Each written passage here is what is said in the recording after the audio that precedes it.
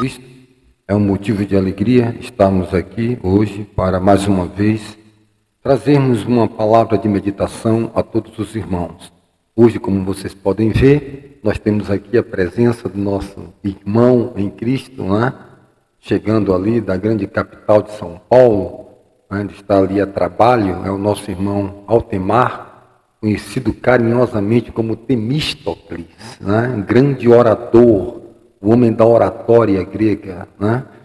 E ele está ali na cidade de Cosmópolis, né? Cidade dos cosmopolitas, né? Pessoas que viajam, né?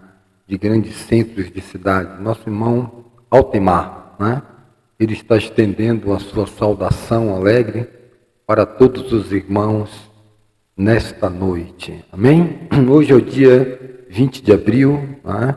21 de abril de 2022, onde nós gravamos um vídeo, né? E hoje nós queremos falar um pouco da questão da humildade de poder, né? Ou de ter humildade para poder pedir ajuda, né? E isso mexe muito com aquela questão de nós sermos autônomos, né? Porque pedir ajuda é reconhecer a nossa insuficiência, que não estamos conseguindo resolver algum problema ou que estamos em uma situação e não estamos conseguindo, assim,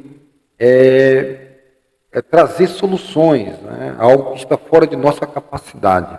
Eu quero deixar aqui como meditação a palavra do Senhor, escrita no livro de Mateus, capítulo de número 14, que diz que na quarta vigília da noite foi Jesus ter com eles, andando por sobre o mar. E os discípulos, ao verem-nos andando sobre as águas, ficaram com medo, aterrados, né? Uma visão como essa, alguém andando sobre o mar, é sobre-humano, é sobrenatural, né? É algo que vai além do raciocínio humano, daquilo que a gente está dentro de uma bitola, formatados ao entendimento da física, que as pessoas não voam e que as pessoas não atravessam parede e que as pessoas não andam sobre água. Isso vai contra as leis da física. Até aí tudo bem. Mas nós não podemos limitar o poder de Deus e o poder da fé. O Senhor Jesus Cristo disse que o discípulo não pode ser maior do que o seu mestre, basta ao seu discípulo ser como o seu mestre, né? Aqueles que tiverem fé farão obras semelhantes, farão obras maiores, né?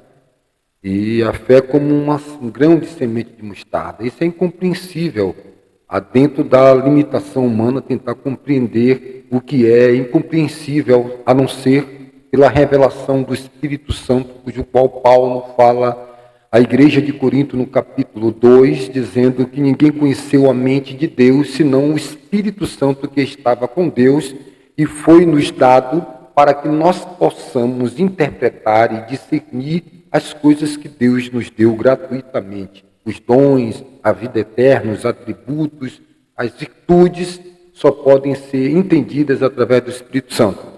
O Senhor Jesus Cristo, ele escreve dizendo que não nos deixaria órfão, que nos enviaria o Espírito Santo, que nos conduziria a toda a verdade. Dando continuidade ao texto, e os discípulos, ao verem, andando sobre as águas, ficaram aterrados, com medo, aterrorizados, e exclamaram: é um fantasma, e tomados de medo gritaram. Imagine o pânico no meio do mar, já estavam combatendo ondas procelosas, já estavam no alto mar, com ali espíritos contrários ali, fazendo uma insurreição, insurgindo-se contra os discípulos de todo aquele mover, toda aquela ação missionária do nosso Senhor Jesus Cristo. Mas Jesus imediatamente lhe falou: tende bom ânimo, sou eu, não temais. Respondeu-lhe Pedro, disse: Senhor, és tu, Senhor, manda-me ir ter contigo por sobre as águas. E ele disse: vem. E Pedro, descendo do barco, andou por sobre as águas e foi ter com Jesus. Reparando, porém, na força do vento, teve medo e, começando a submergir, gritou: salva-me, Senhor. E prontamente Jesus, estendendo a mão, né, imediatamente, outras traduções, tomou-o e lhe disse: homem de pequena fé, por que duvidastes? Bem, meus queridos irmãos, nesse exato momento a gente aprende aqui algumas coisas importantes. Desse texto nós vamos extrair algumas coisas aqui agora. Por exemplo, o nosso irmão Pedro, ele foi audaz, ele foi corajoso e pediu para ir andando ao encontro de Jesus Cristo, né, sobre as águas. Mas o que é que nós aprendemos aqui? A primeira coisa é que Pedro vinha muito bem, ele vinha em uma dinâmica, ele vinha vencendo, porque ele vinha olhando para Jesus. Mas de repente, ao olhar as ondas, olhar as intempéries humanas, das condições físicas, ele vinha no sobrenatural. Qual era o sobrenatural? Ele vinha andando sobre as águas. Isso é sobrenatural, isso é tremendo, isso é fé, isso é espiritual, isso vai além do físico, vai além do entendimento humano. Ele vem sobre as águas, vem andando, vem triunfando, ele vem olhando para Jesus. O escritor de Hebreus capítulo 12 diz que estamos cercados de uma tão grande nuvem de testemunha, portanto deixemos todo o embaraço e todo o pecado que tão de perto nos rodeia e olhando para Jesus sigamos, a carreira que nos está proposta, correndo com paciência a carreira que nos está proposta, olhando para Jesus, o autor e consumador da fé. Assim vinha Pedro na fé, mas humanamente, como eu e como você, de repente temeu as condições físicas, os momentos, ele olhou o vento, olhou toda aquela situação e ele começou a afundar. Jesus vem na frente caminhando. Algumas traduções falam que Pedro ele começou a se afogar, a ponto que as águas foram submergindo. Ele, pescador nato, nascido na beira do rio, nascido na beira ali, sendo de ribeirinha, acostumado como profissão de pescador, ele disse: Senhor, pescamos a noite toda, entendemos de peixe, essa é a nossa profissão. Jesus disse: não, tudo bem, mas vamos além das palavras humanas, além das reações humanas, além das probabilidades humanas. Vai e lance a rede, porque o Deus poderoso sequestrou os peixes a noite inteira, escondeu numa loca, numa caverna, e agora eu, o Senhor, estou dando ordem que eles venham, E você vai lançar à direita, e à direita vai vir peixes, e vem peixes que 10, 20 barcos na região teve que vir ajudar. Certo, tudo bem. Naquele momento, Pedro tenta, com suas forças, com sua intelectualidade, com seu poder administrativo, com seu poder técnico, de navegação, de conhecimento, de braçadas, de tipos de nado, e não consegue. Aquilo ali era algo além da experiência humana. Aquilo ali não adianta eu ir para a luta com os escudos de Saul, irmão Pema. E ali colocaram as armas de Saul. Ele tinha que ir com as armas dele. Davi tinha que ir com as armas dele. Não adianta a técnica, não adianta a vida do outro. Se eu estivesse no lugar dele, eu ia conseguir. Não, meu querido. Se Saul estivesse no lugar de Davi, Saul não ia conseguir, mesmo com as armas dele. Olha, Saul. Se a questão da vitória está em suas armas, venha você e lute com Golias. Pegue sua armadura, pegue seu pavê, pegue sua espada e lute com Golias. A questão não é as armas humanas, a questão é a unção, é a chamada, é a fé. E naquele momento Pedro tenta ali com as suas armas, com seus escudos, com suas técnicas, com seus diplomas, com seu alto grau de conhecimento, tentar ir de encontro às guerras espirituais e não consegue. E ele, de uma certa forma, falta de humildade. Não precisa a água chegar até o pescoço. Não precisa a questão ficar numa situação tão complicada. A gente precisa tratar essa ferida agora, porque pode criar uma gangrena e vai comendo, e vai dar um grande problema. E Pedro viu que ia morrer afogado. E ele aí bradou: mestre, não vê que estamos perecendo, Naquela hora que houve uma tempestade no mar muito grande, e Jesus estava ali, homens de pouca fé. E de repente, naquela mesma situação, em outro momento, ele clama e o Senhor Jesus imediatamente está apto e pronto para ouvir as nossas súplicas. Aqui eu tenho a palavra de Deus no livro de Salmo, capítulo 32, e veja o que é que a palavra de Deus diz no versículo de número 6. Pelo que todo aquele que é santo orará a ti a tempo de te poder achar. Até no transbordar de muitas águas, estas a ele não chegarão. As águas estão transbordando, mas no tempo oportuno, na hora certa, o santo, o piedoso irá clamar ao Senhor. Há tempo para tudo, né?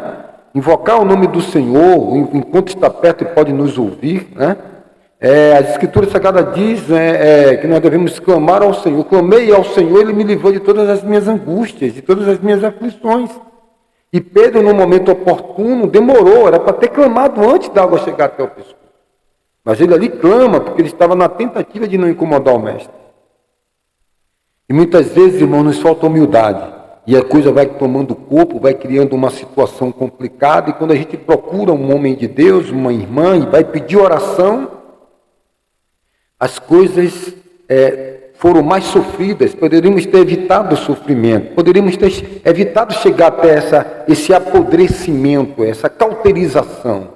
O tempo é oportuno e o tempo urge a necessidade de invocar o nome do Senhor. Ali no Lamentações de Jeremias, quando o povo estava cativo, ali Jeremias, no livro de Lamentações, ele diz: põe a tua boca no pó, talvez ainda haja esperança. Clama às madrugadas, né?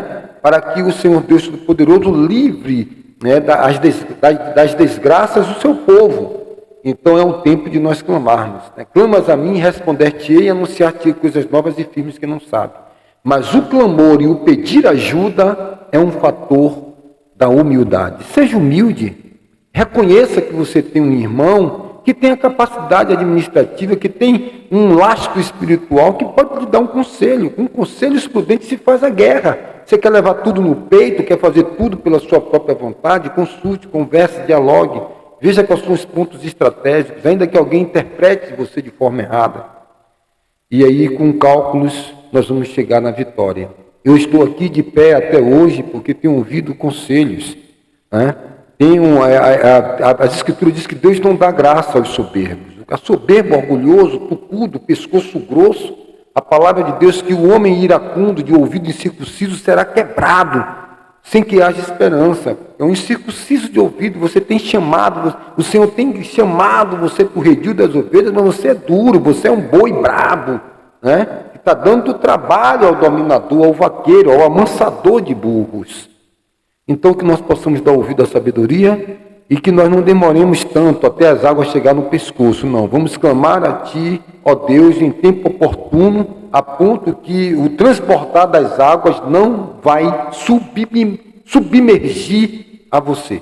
Tá bom? Fica com esse conselho. Amém? Que Deus em Cristo nos abençoe e que nós possamos buscar ao Senhor enquanto se pode achar, invocar o Seu nome enquanto está perto e pode nos ouvir.